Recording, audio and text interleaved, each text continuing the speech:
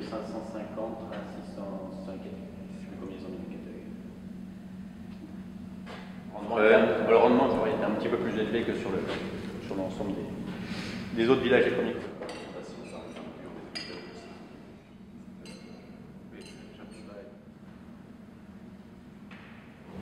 On est sur un corton expressif, il y a une belle bulle en bouche, dès l'attaque ça explose, il y a un fruit vraiment sur la longueur, il y a de la finesse mais sur une belle assise, on est sur quelque chose de à la fois constitué et en plus avec une élégance aromatique, on se fait vraiment plaisir, il y a un côté appétant et en même temps du potentiel, ça fait vraiment une jolie cuvée d'attaque sur les bancs. On n'a pas une ouverture énorme, mais on sent qu'il y a vraiment du potentiel.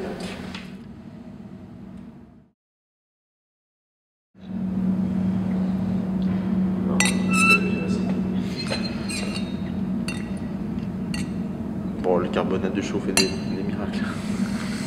Merci.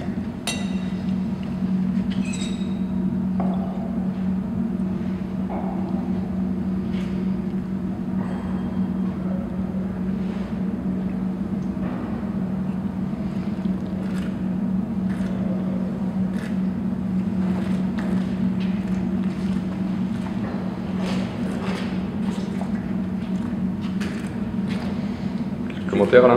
Tout de suite un peu plus tannique sur ce charme.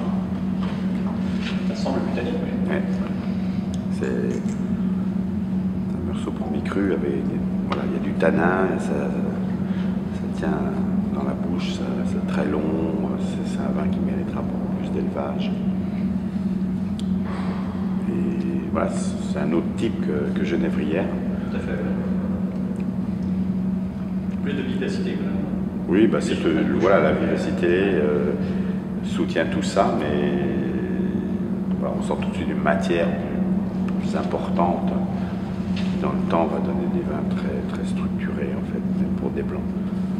On a un peu l'habitude de parler de structure dans les blancs. Mais... Ouais, moi j'aime à dire que les Meursault charmes, ça s'élève un peu comme des rouges, parce qu'on a cette nature assez tannique. Il leur faut de l'élevage effectivement pour s'enrober, et en même temps ça permet d'aller les chercher, de les élever longtemps, et il y a vraiment une évolution exponentielle.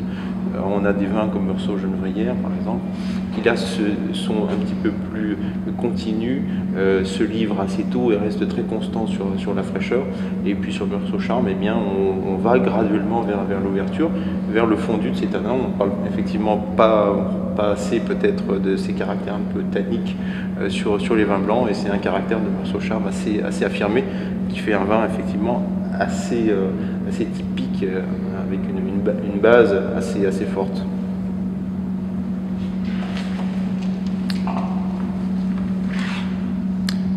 C'est vraiment un vin dans sa jeunesse. Oui.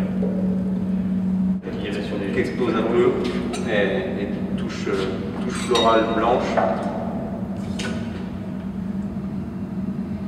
Est-ce qu'on est pour C'est à la fois fin, à la fois puissant. Il y a des arômes qui portent la bouche. Il y a encore de la réserve.